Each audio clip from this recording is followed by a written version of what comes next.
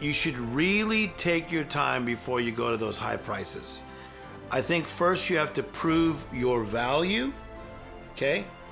And by proving your value, by somebody's life being changed, they're making better decisions, they're having a better life, they're manifesting greater things, then what happens, they start to talk about your services, and then your pricing can then go up.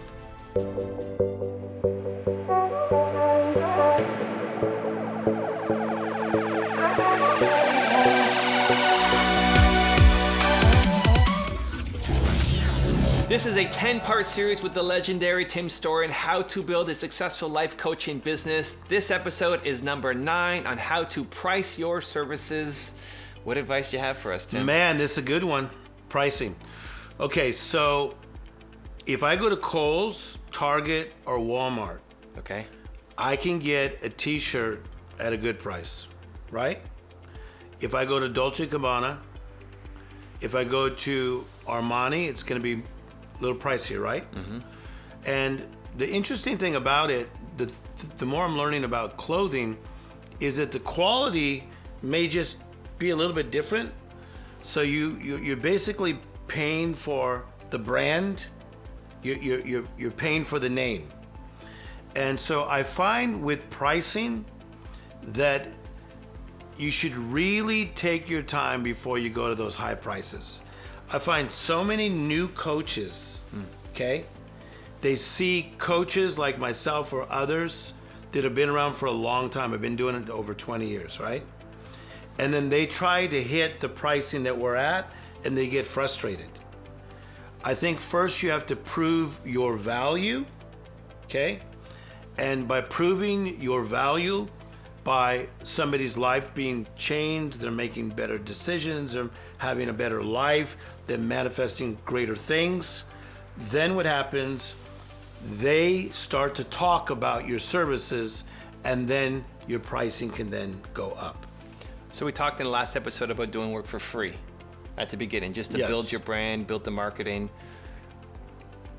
Is it just trying to get as many people? You're just trying to touch as many people, get the practice in, get the reps in, get better, try to do as many as you can without burning out, and Yeah. just to get word of mouth going, and then you start charging? Yeah, and I think that it's not even just as many, it's the quality. Okay, so let me life coach you. So let's say if you were My favorite part. if you were a new life coach, okay? So you come to Tim Storey and I say, okay, what's your background? You say, well, I went to USC and I have a psychology degree. I go, oh, that's good. So we could use that in your curriculum. So first you have to form a curriculum. So you create your own curriculum, maybe borrow from others, but make sure you let people know you're borrowing from other people. So I say to you, do you have any clients? No. All right, so let's advertise free life coaching, but we're only gonna do this for 3 months. Okay? So let's take on like 8 clients a week for absolutely free. Keep your day job. Don't just go full-time coaching. Keep your day job. It's very smart. Coach for free. Then you say to these people you're coaching for free, if this has been beneficial to you, I'm now starting to charge to coach. This is my fee. I guarantee you, because I know this because I do this, many of the people, not all, but many of the people are going to stay on with you because now you've hooked them because you're good at what you do. So one way is, now I'm a paid service, okay? I've been doing this just because I'm growing in this, but I'm adding value to your life. So now we're charging. The second thing is, if I've added value to your life, can you think of 2 people that you can tell about my services? So I'm going to send you a text or an email that you could forward. That's how people start building, okay? It's very similar to speakers. I say this to speakers. If you go speak at a seminar and the people like you, like let's say if you go speak for Nike and the guy at Nike goes, oh my God, you're the best I've ever had. Okay, since you think I'm the best, you have a lot of friends in the space of leadership, if you could think of 2 friends, if you could send my information, that would really help. That's another way to market and get your brand out there. I love it. For structure, how often do you think somebody needs to be life coached? Yes. Is it a weekly thing, a monthly Well, thing? here's the deal. So one of the popular things is bundles. So, and I do believe in bundles, but you got to make sure you have a curriculum that people want to buy a bundle of that curriculum. Right. So I'm not a one-off life coach. So we have bundles of like 5 coaching sessions with Tim Story. But you have to understand, I have 60 different lessons that I've created with 3 psychologists, remember, and 1 psychiatrist. So I got 60 different lessons, and they're fantastic, that you got to fill out paperwork and everything. So I'm taking you somewhere. So that bundle of 5, that's just the beginning. Most people then get hooked because by session 3 or 4, I'm already talking to them about session 6, 7, and 8 and where I'm going to take you.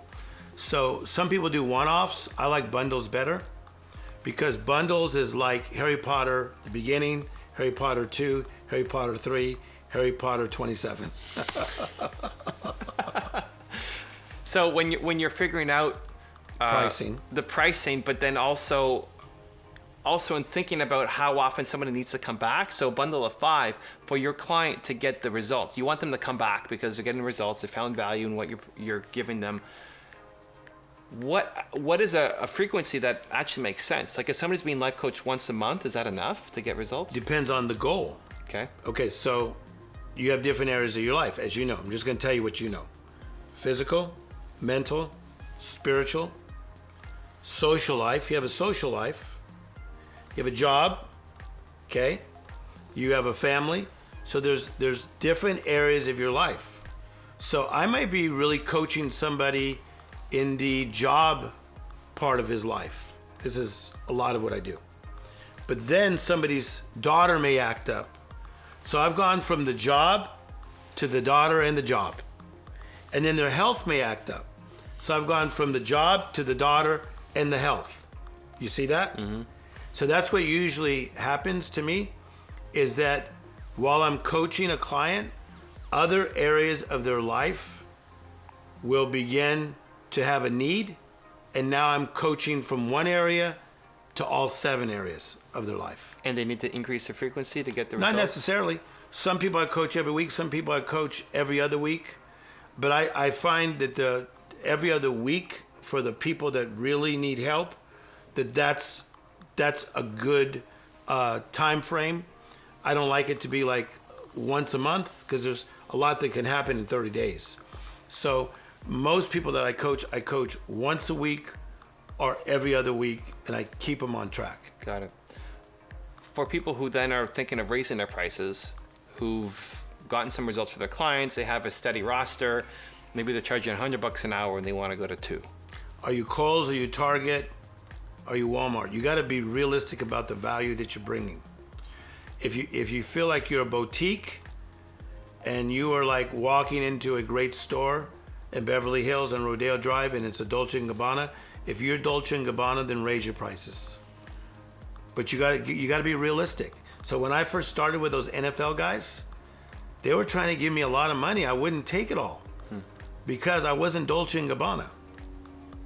This is good, right? And was it the mindset that you weren't there, or you just didn't have the skill set yet? I didn't have the mindset, I didn't have the curriculum, and I did not have the experience. Today I'm dropping all 3. Dropping bombs. Yeah, come on, man. But come on. I've been at it a long time. Yeah. So it's like somebody who can cook. You know, somebody can really cook, and they go in a kitchen, they can go in almost any kitchen and make something happen. This is what I do. I can do it in the back of a rap concert. I could do it at an NBA game. I could talk somebody out of doing something crazy. I can do it in a prison. I do this in every setting you can imagine because I've been doing it so long and I have that skill set. So I think just be honest about your skill set, and your experience, and then look at what other people are charging. And then also, again, remember we talked about motives? Just make sure your motives are right. Mm-hmm. Make sure your motives are right. Charge because you feel like your service is that valuable and that you want somebody to appreciate your value. I don't have a problem with that. What about the people who actually should be charging more, but they're afraid of getting rejected? They're afraid that their clients may not be able to afford it. They're talking themselves down, but they actually have the ability to do it. Well, some people do it for the reason of humanitarian efforts, and they're counseling and helping people for humanitarian reasons or spiritual reasons or religious reasons, right? So that's fine. But if it is your way of making a living, that if your friends and your partners are saying, hey, what you do is valuable. So like with you, with what you know about YouTube and everything you're doing, how many followers roughly? Getting close to 2 million. About 2 million, that's a lot, okay? So to spend an hour with you, if I'm just a client, I better have a big stack, and then you go bam. Yeah. No, taking your stack. Yeah, then you can get a grill. You get a diamond grill. Yeah, no. I have people that show up to me with like a sack of money, and sometimes I take it if they have more sacks. Right. It depends on the person. And how do you know when to still give back? And you do a lot of work for free still. So much of my stuff is for free. I'm a humanitarian. I'm in third world nations all the time, speaking in schools, orphanages for free, because I love it. All the stuff we're doing with the prisoners, I'm involved with the prison system, helping with a bunch of people with a great group called ARC. The stuff I'm doing from Melrose Recovery, which we're helping addicts, I'm doing for free. Come on, man, got to give back. What a privilege. What a privilege to have this information to give back, right? Sure. And so making that decision for the person who wants to give back and be a humanitarian because they had the right motives, but they're also afraid to charge more, and they need it to be able to build a business and hire a team and scale. Yeah. That dilemma of, I know I'm worth it, but I feel like I should be charging more. Yeah, so in that case, I would say if people are paying and they think you're Dolce & Gabbana or Prada, Gucci, Christian Louboutin, take the money and then take a portion of it and give it away. And could the portion of the money also be like portion of your time? 100%. So it's a portion of the money or the portion of the time. So if you're that great and people want to give it, take the money, right? And then you can use a lot of that for charity. That's what a lot of, I won't name drop my buddies right now, but a lot of great coaches that I know and they give a lot of money away. Robin Hood. Yeah. Yeah, so I'm blessed to be a blessing. I'm glad that I'm blessed. I am blessed. You're blessed. I'm blessed to be a blessing. That's where I'm coming from. Love it. Once again, this is a 10-part series with Tim Story on how to build a successful life coaching business. Up next, episode 10. It's on balance. You're going to enjoy it. Go click the link. We'll see you there.